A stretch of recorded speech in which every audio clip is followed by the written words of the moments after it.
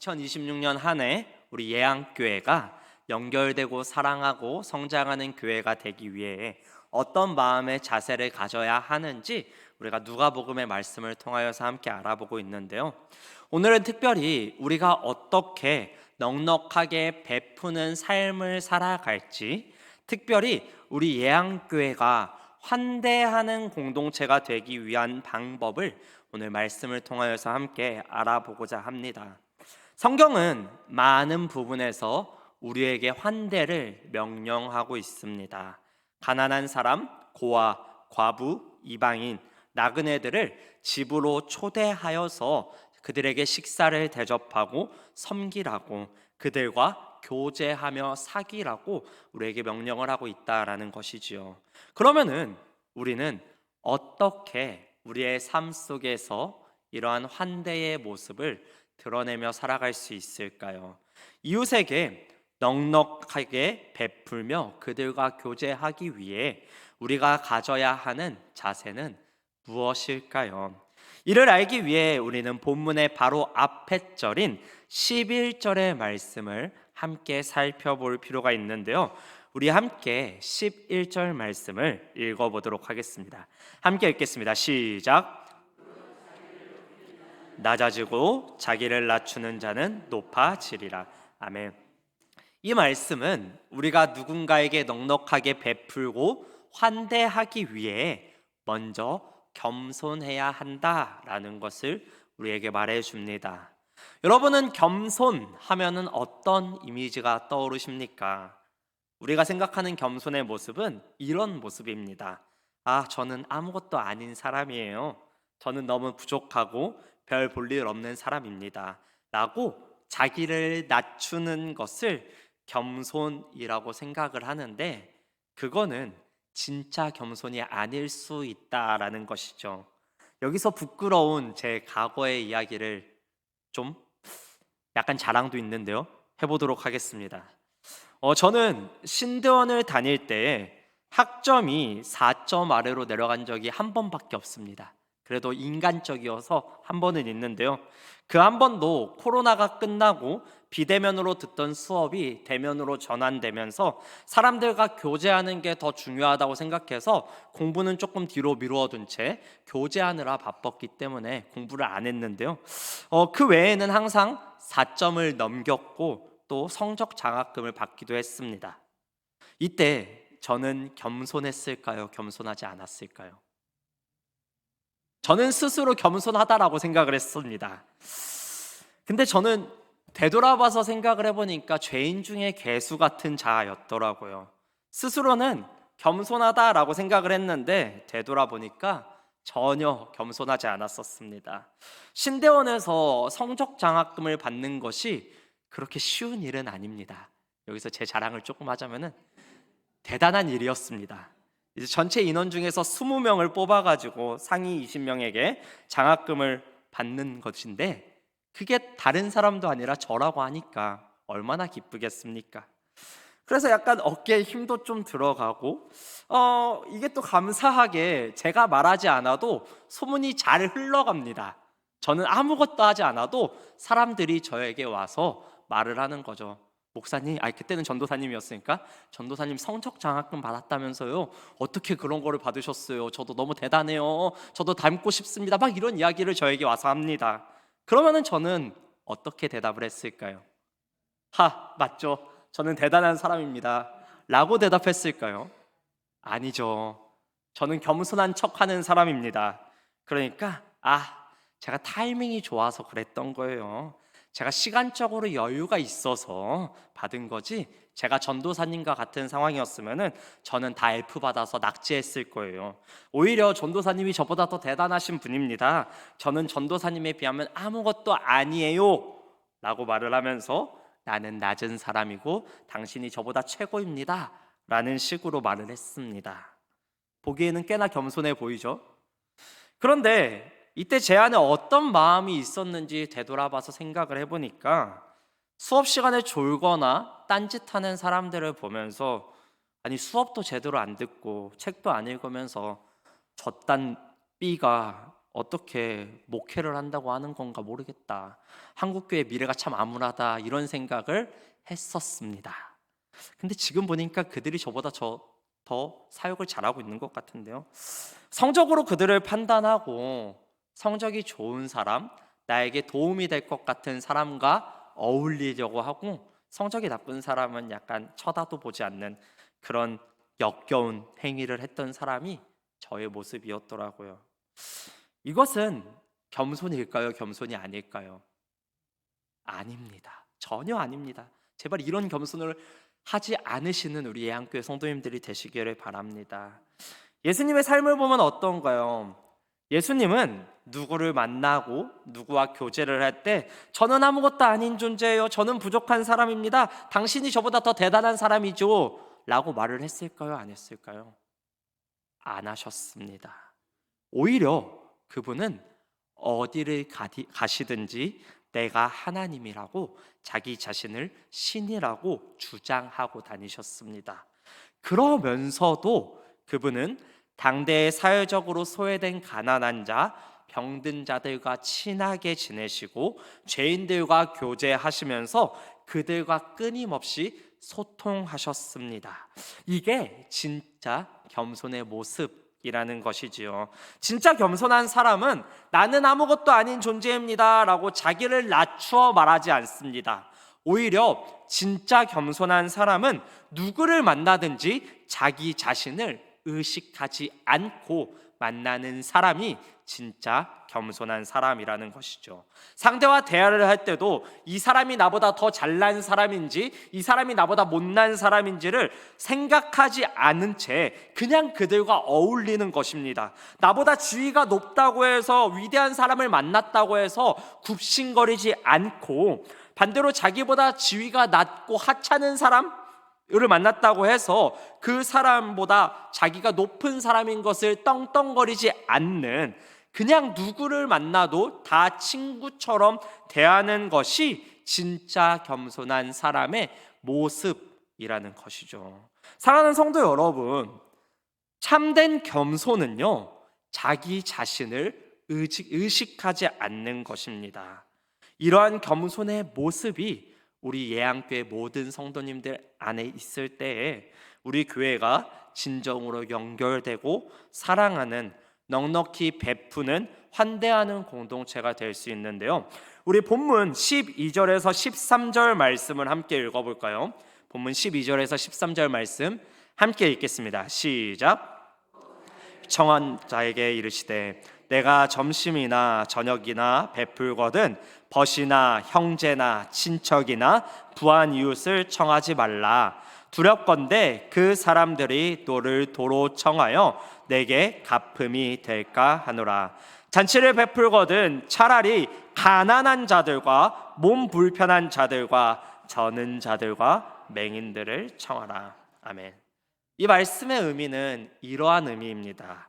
우리는 사람들을 만나고 그들과 교제할 때 자연스럽게 이 사람을 통해 내가 무엇을 얻을 수 있는지를 계산하는 존재들이라는 것이지요. 저 사람과 함께 식사를 했을 때 나에게 어떤 이익이 생기는지, 나에게 손해가 발생하지는 않는지 자동적으로 계산기를 두들깁니다. 그렇게 나에게 도움이 되고 이익이 되는 사람은 만나려고 하고요, 그렇지 않은 사람과의 관계는 꺼려하며 만나지 않고 미루려고 하는 존재들이라는 것이지요. 예수님은 그런 계산을 하지 말라고 우리에게 말씀하시는 것입니다.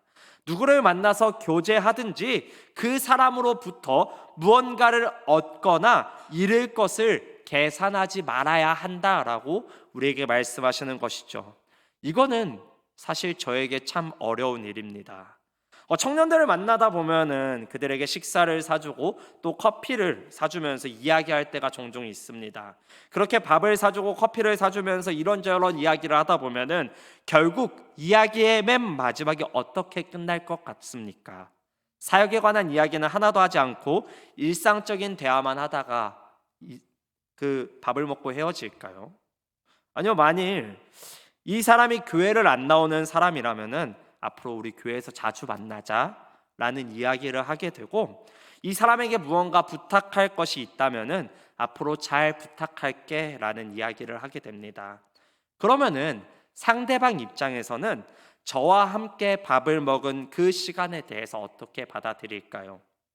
이 사람은 나와 밥을 먹고 교제하기 위해서 나를 만난 게 아니라 이 말을 하려고 나에게 밥을 사준 거구나. 나에게 밥을 사주면서 자기가 원하는 것을 얻으려고 하는 거였구나 라고 생각을 하게 되겠죠. 이처럼 우리는 누군가에게 무언가를 베풀 때에 아무런 조건 없이 대가 없이 베푸는 것이 아니라 그 사람으로부터 내가 원하는 무언가를 얻기 위해 나를 위해 베풀곤 한다라는 것입니다. 또 이런 경우도 있는데요. 신대원 생활을 하면서 우연치 않게 반장을 3년 동안 했었습니다. 반장을 하다 보니까 교수님과 자주 연락을 하게 되었고, 한 교수님께서 먼저 연락을 주셔서 함께 식사를 하자라고 말씀을 해주셨습니다. 이제 교수님이 밥을 사주신다고 하니까 그래도 싼 거는 아닐 거 아닙니까? 그래서 맛있는 것을 먹을 수 있지 않을까라는 기대감과 또 공짜로 밥을 먹을 수 있다는 그런 행복감에 기뻐서 방학임에도 불구하고 버스를 예매해서 양지까지 기쁜 마음으로 갔습니다. 감사하게도 교수님께서는 버스 터미널까지 픽업을 와주셨고, 버스 터미널에서 시작해서 식사하는 장소까지 약 15분 정도 차를 타고 이동을 했는데, 교수님은 차에 타서 처음 인사를 하고 난 이후 본인이 제자들을 데리고 송전탑 시위를 하러 갔었던 이야기부터 시작해서 본인이 받은 교직 생활에서의 그러한 다양한 오해들, 그리고 본인의 자랑들을 차에 탄 순간부터 밥을 먹는 끝나는 순간까지 계속해서 하셨습니다. 그러니 중국집에 가서 맛있는 코스 요리들을 눈앞에 두고 이게 입으로 넘어가는지 코로 넘어가는지 모른 채 와, 교수님 참 대단하십니다.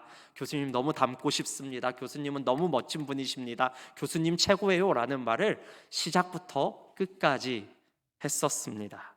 계속 교수님을 칭찬하며 밥도 제대로 먹지 못했어요. 물론 이 교수님이 나쁜 교수님은 절대 아닙니다. 다른 좋은 이야기도 많이 했고 우리에게 다양한 질문들도 했었는데요. 그냥 설교를 위해서 이 부분을 부각해서 설명하는 겁니다. 근데 자 보십시오. 지금 이분은 무엇을 하고 있는 것입니까? 지금 이분은 저에게 밥을 사주며 저로부터 칭찬을 사고 있는 것 아닌가요? 이분이 저에게 밥을 사주면서 저와 진정으로 하고 싶은 거는 저를 사랑해서 저를 알고 싶고 저와 교제하고 싶은 것이 아니라 저를 통해 자기 자신을 높이고 싶은 것 아닌가요? 저를 자신의 필요를 충족시키는 도구로 써먹은 것 아닌가요? 여러분, 이 모든 행동은 환대가 아닙니다. 이런 행동들은 남을 위해 베푸는 그런 행동들이 전혀 아니다라는 것이지요. 오히려 이 모든 행동들은 나를 위해 하는 이기적인 행동들일 뿐입니다. 내가 얻고자 하는 것을 얻기 위해 무언가를 사주는 것이고, 나는 이렇게 제자들에게 돈을 쓰고 제자들에게 시간을 내어주며 제자들과 교제할 줄 아는 참된 스승이야 라는 것을 뽐내기 위해서 자신의 존재를 인정받기 위해서 하는 행동일 뿐이라는 것이지요. 참고로 저는 이 교수님을 정말로 사랑합니다. 왠지 이 설교 영상은 절대 유튜브에 올라가면 안 될 것 같은 걱정이 있긴 한데요. 여러분, 진정한 환대는 내가 무언가를 누군가에게 베풀었을 때 이 사람으로부터 무언가를 얻을 것을 계산하면서 하는 것이 아닙니다. 13절의 말씀을 보면 뭐라고 말을 합니까? 우리 너무나도 중요한 말씀이기 때문에 우리 13절 말씀은 함께 큰 목소리로 읽어봤으면 좋겠습니다. 우리 함께 읽겠습니다. 시작.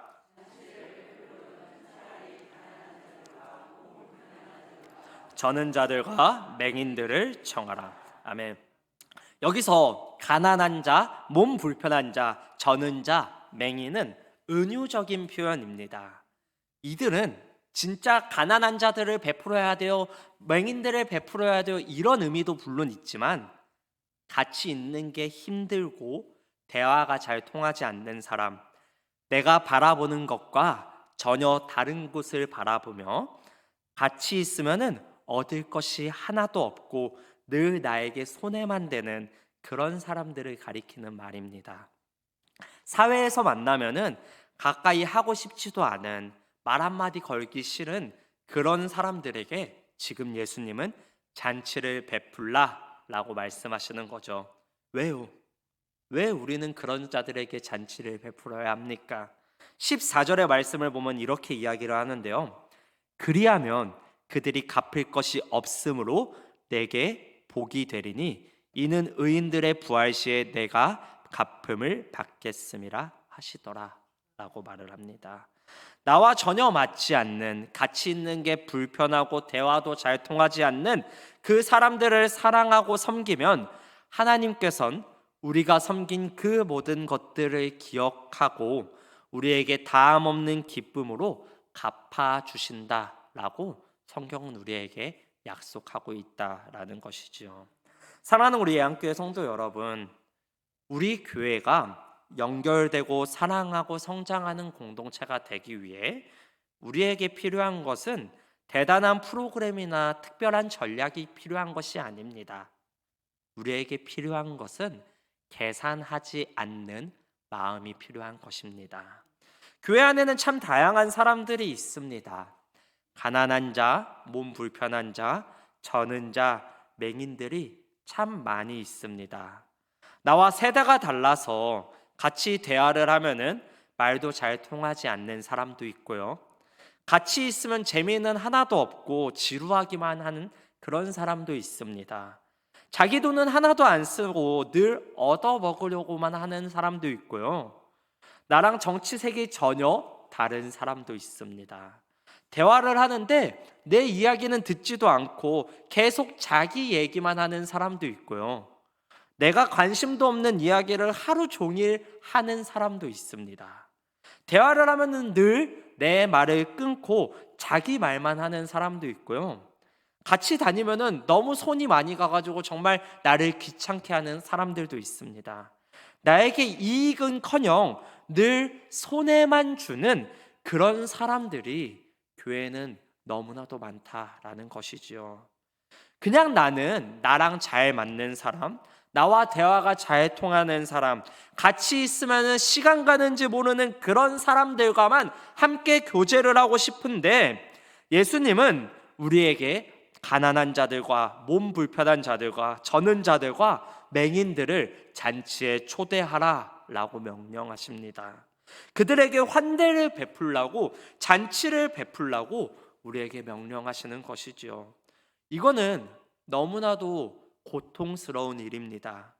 그럼에도 불구하고 왜 우리는 손해를 보면서까지, 내 돈을 써가면서까지 누군가에게 환대를 베풀어야 하는 것일까요? 왜냐하면은 우리 역시 하나님이 잔치에 초대해 주신 손님들이기 때문입니다. 예수님은 우리를 환대하시기 위해서, 우리를 그 기쁜 천국 잔치에 초대하시기 위해서 이 땅 가운데 사람으로 오셨습니다. 그분은 하늘 보좌 우편에서 성부와 성령 하나님과 함께 사랑으로 연합하며 참된 즐거움을 누리고 계셨는데 그 모든 것들을 포기하시고 이 땅 가운데 우리와 같은 가난하고 병들고 저는 그러한 모습으로 오셨습니다. 그분은 이 땅에서 오셔서 공생애 동안 가난한 자, 몸 불편한 자, 저는 자, 맹인과 같은 그런 제자들을 먹이시고 수많은 사람들을 먹이시며 그들에게 환대해 주셨습니다. 이 모든 일을 했을 때 그분에게 도움이 되는 일은 단 하나도 없었죠.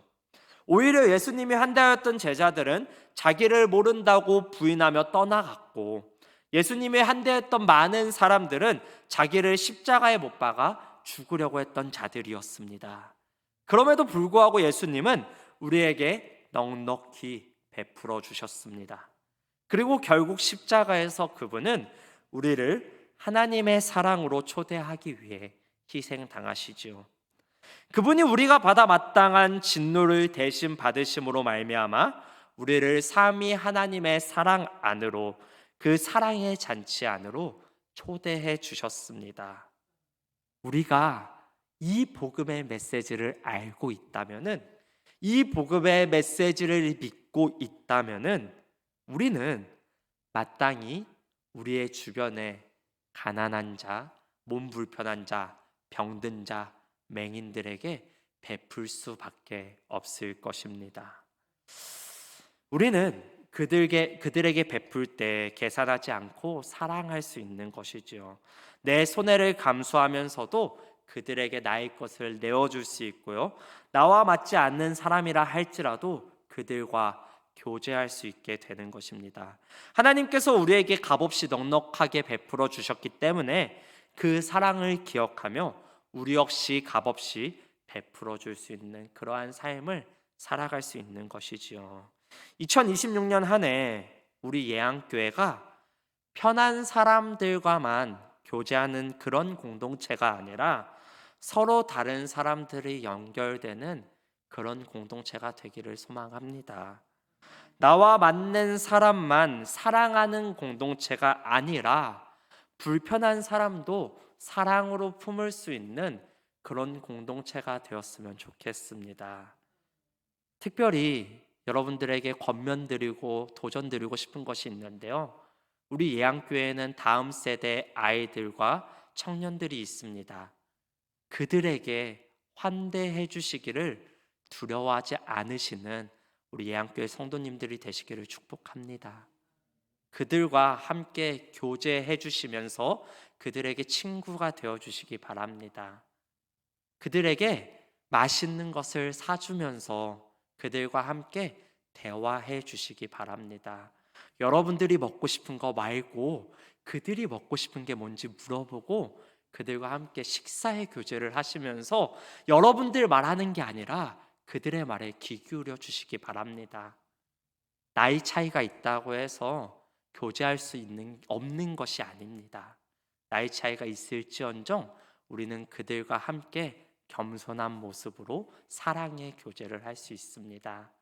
우리끼리만 연결되는 것이 아니라 다음 세대 아이들과도 연결될 수 있는 우리 예양의 교회가 되기를 축복합니다.